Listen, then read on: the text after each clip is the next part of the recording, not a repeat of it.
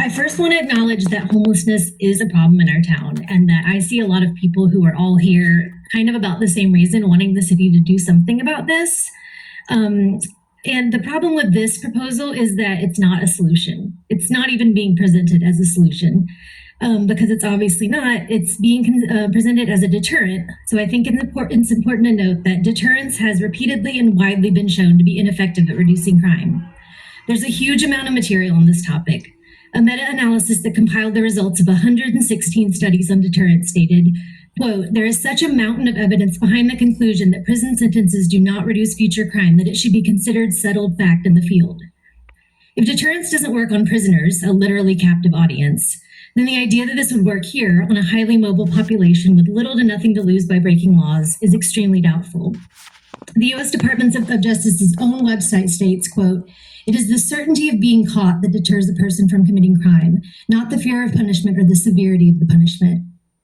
This helps explain why police always say we need more police. The certainty of being caught requires large numbers of them surveilling residents, which in Astoria means drastically increasing the number of officers downtown.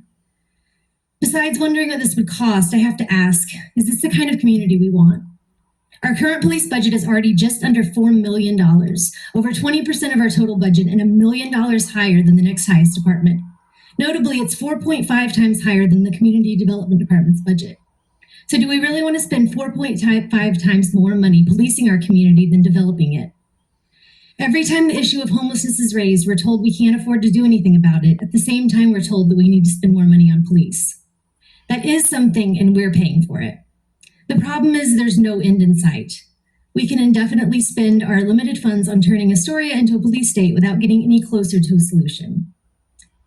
There are options out there the city hasn't tried, and I want to end by touching on these. Give people a place to go. City staff could work with the county and allow Lifeboat to open its day center, or run a sanctioned campground outside downtown. Either of these would give people a place to put their things and a place to be that's not on the sidewalk outside local businesses. The city doesn't even have to do anything here so much as just stop putting up roadblocks to Lifeboat at every turn. We're lucky enough to have people who, like all of you, are willing to take on the tireless and thankless work of serving the residents of our town. I hope you all will work together on actual solutions.